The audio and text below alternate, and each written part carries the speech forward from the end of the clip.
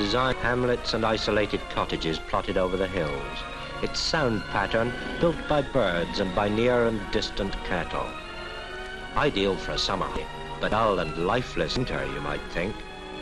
That judgment brings you this card from the Cotswolds, sent by a farmer there.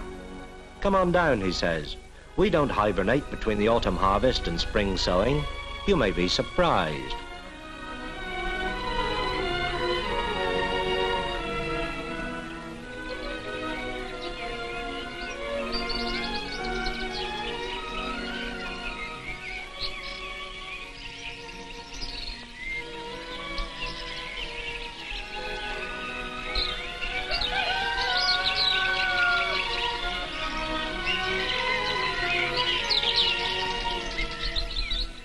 Before most of us are out of bed, as soon as the lightening sky silhouettes the farmhouse, the work begins.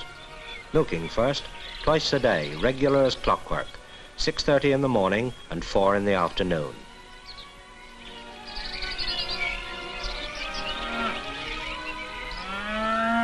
This centuries-old cowshed is typical of many tucked away almost unseen on English farms. Here, the farmer's boy turns his versatile hands to the first of the many skilled jobs that face him in any and every single farming day. Pardon.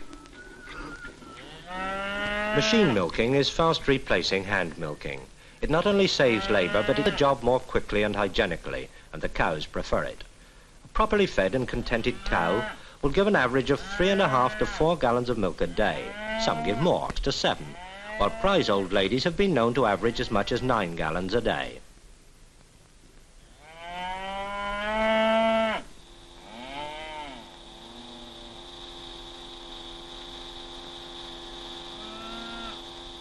"10 gallons? I don't believe you."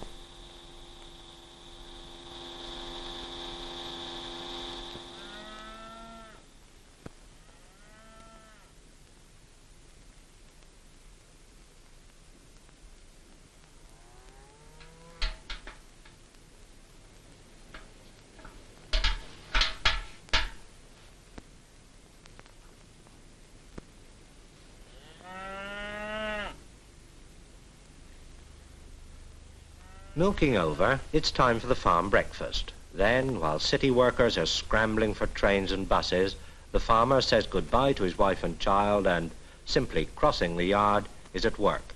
And his is the first and vital work, the production of the food which is life. Ignore him, misunderstand him if you must. You can't do without him. And the animals that supply our food must themselves be fed. These pigs, known as large white crossed, are specially for breeding. They're being fed with barley meal from grain grown on the farm for this very purpose of winter feeding. And they're also fed barley husks from the breweries, the residue from beer manufacture.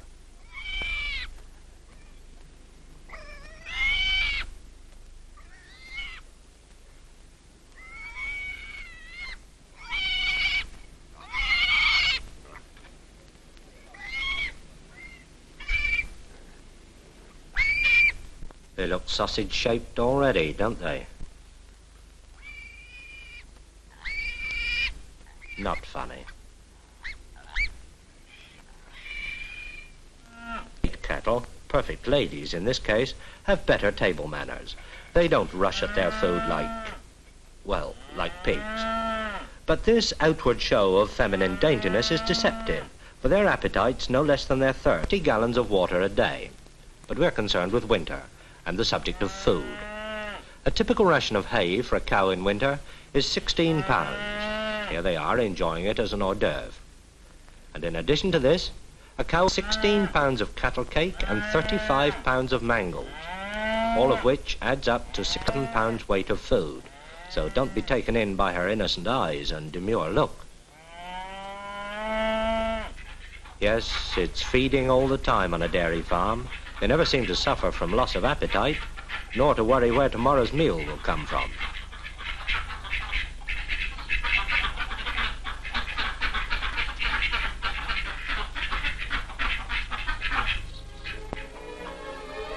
Out in the fields is the farming scene familiar to us all.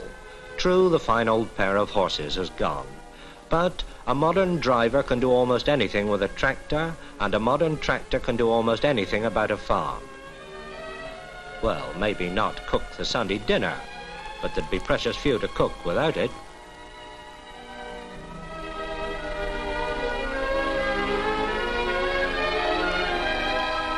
Watch this young ploughman. The apparent solitude doesn't seem to worry him. Think of the helter-skelter of city life, the unaccountable urgency to get nowhere quicker than anybody else. But here you just keep pace with nature, and nature's never in a hurry. It molds and mellows its creations to the leisurely tempo of 4 seasons to the year, adding beauty and maturity with the firm, sure touches of a painter.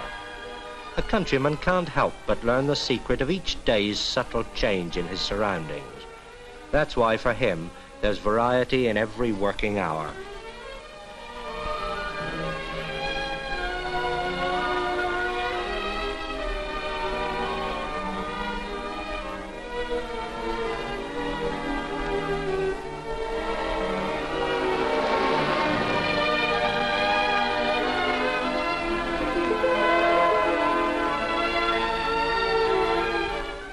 Threshing's a winter job. Wheat, oats, barley and corn that have been stored away after harvest are fed into the thresher. It's a long way from the ancient separation of grain from chaff by flailing to this huge threshing machine.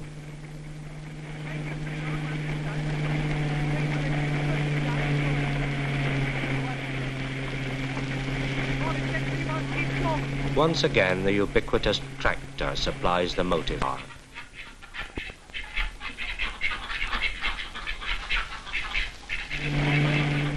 The threshed straw is ground up before it goes to feed the farm animals.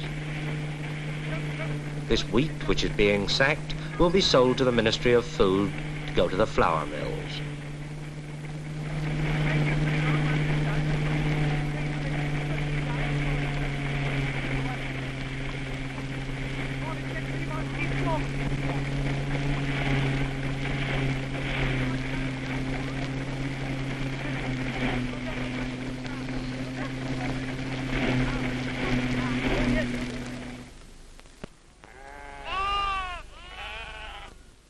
Although preparation for spring is going on all the time, the farmer will tell you that his main winter preoccupation is with the feeding of his animals.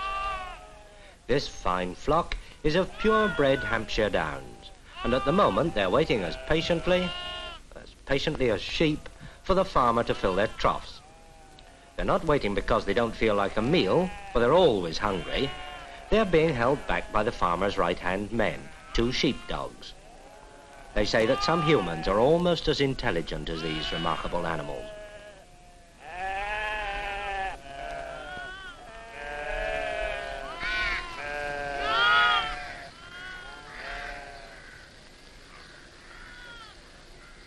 Who?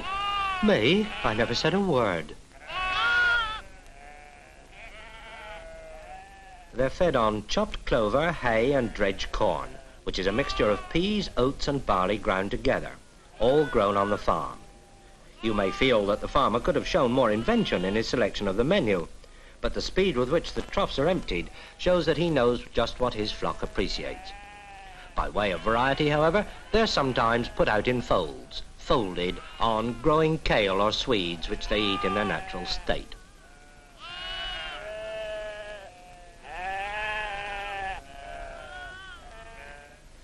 In intervals between feeding, there are 1,001 things to do, of course, but today it's tree lopping. When the branches of the trees on pasture land grow too low and are liable to catch the tractor, they have to be cut off. The farmer isn't allowed to lop branches measuring more than 1 foot in diameter, because larger limbs are classed as timber, and that word means forms and licenses everywhere, even in the country.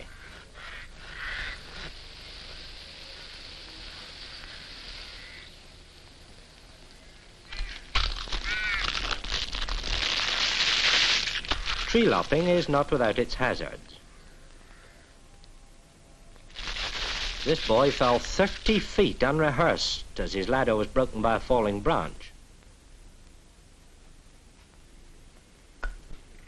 But it didn't impair his subsequent axe work. The lopped branches are chopped into handy lengths for fuel.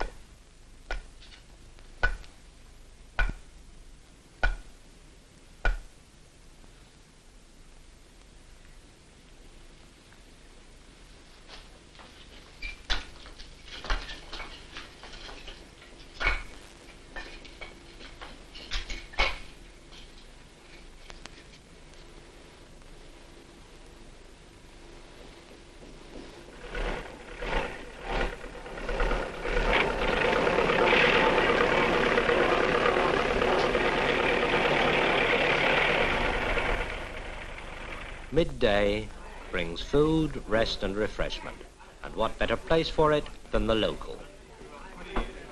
This particular cock and bull story should go down quite easily. The old cock, Horace, finds Charlie more fun than the old hen he's left at home, so he goes for a pint with him. These two held up because they found they had a lot in common. They liked the same things. And it's so much easier to get on with a pal who sees eye to eye with you, particularly if it's not a dry eye. Besides, Horace never crows a word about where he and Charlie have been. He's learnt the secret of keeping his beak shut in the right place, and apparently open in the wrong one. Well, cheers.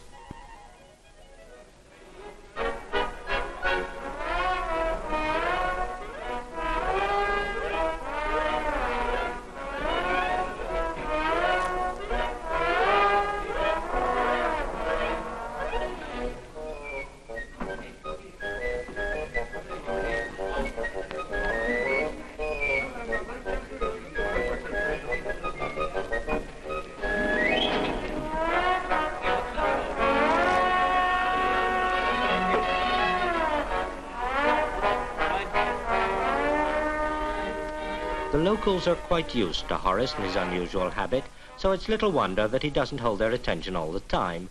I'll give you 3 guesses what these folk are looking at.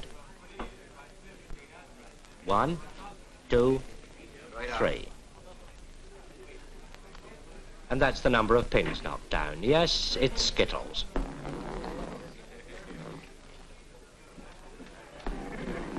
The man at the far end is called the sticker-up. When the players knock them down, he sticks them up. There doesn't seem much future in it, but it's an important job right enough.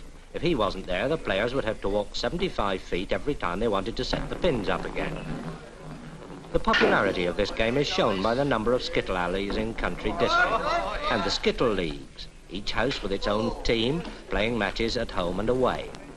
These inter-house competitions are very keen and excitement runs high.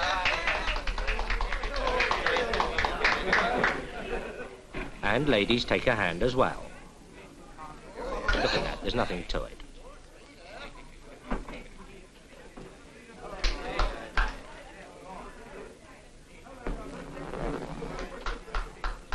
You simply can't miss.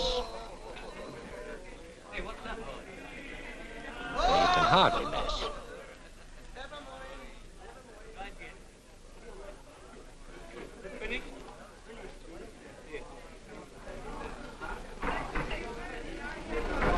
On this sunny Cotswold afternoon, it's motorcycle football, a game which was actually started by the lads here in the Cotswold country, and which has now spread to many parts of the world. Recently, some of the players you see here made a trip to Scandinavia to demonstrate the idea and play a series of international matches there.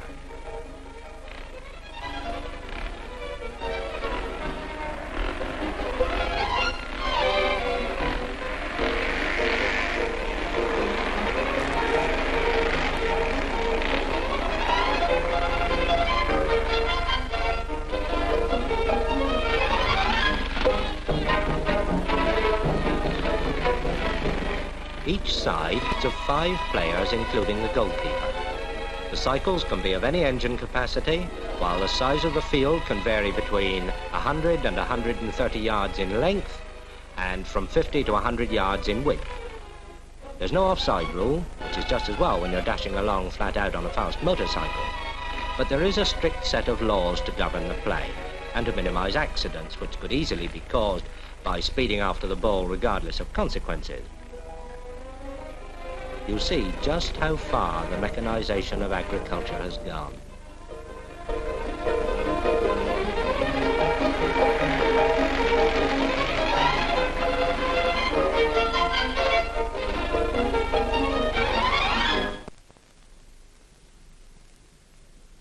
After the game, a rest. That's if a change is as good as a rest. The nip in the air outside says that Christmas is on the way, and at Christmas the shops must be filled with poultry, so it's for the farmer to see in good time that his table birds are killed and prepared, plucked, powdered and skewered in the farmhouse. They call this one of the easier jobs.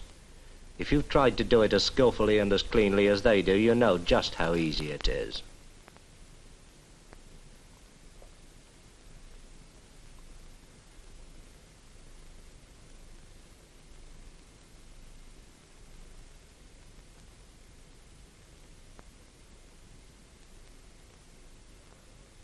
Drop those feathers quietly, will you? You're keeping me awake.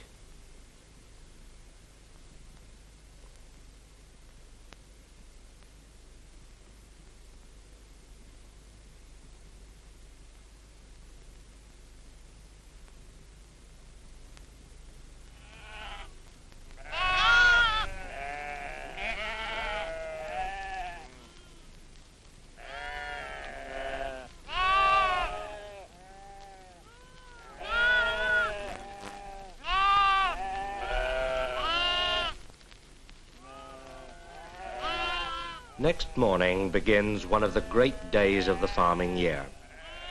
In preparing his plans for the year to come, the farmer has decided what alterations to make in his flocks and herds. His winter selling and his winter buying decide the shape of the year to come. Fattened cattle and sheep that he knows by name must be sold for slaughter. The demand for food controls the farmer. There's no room for sentiment. And market day is the culmination of all his working efforts. Whether he produces livestock, dairy or vegetables, it is here that he reaps the reward of his labours. This is Gloucester Market, the chief centre of farm trading in the West Country. But efficient and excellently run as it is, it's now considered out of date, and plans have already been passed by the Ministry for a new and more elaborate market on the outskirts of the town. With its own abattoir, cannery, cold storage and grading facilities for every class of stock. To complete the scheme, it will have its own railway siding and even its own pasture land for grazing. On Saturdays, there's a market for store cattle. Cattle not fully fattened, but bought for fattening or for dairy purposes.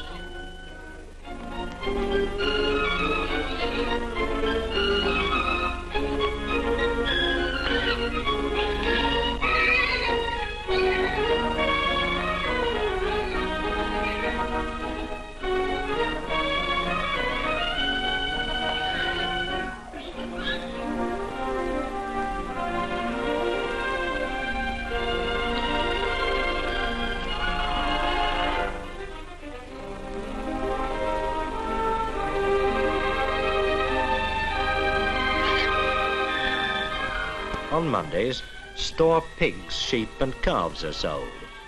The market is also used as a Ministry of Food centre for the collection and grading of fat stock. And if you're still interested in the little pig who went to market, here's some first-hand information.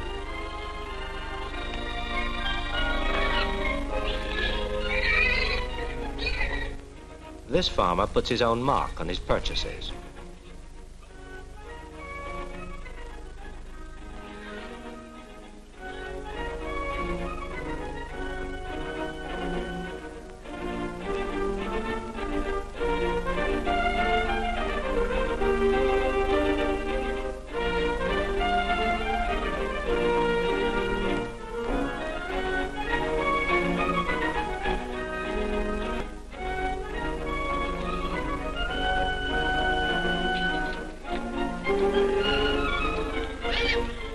And so, quite naturally, we've come back to time again.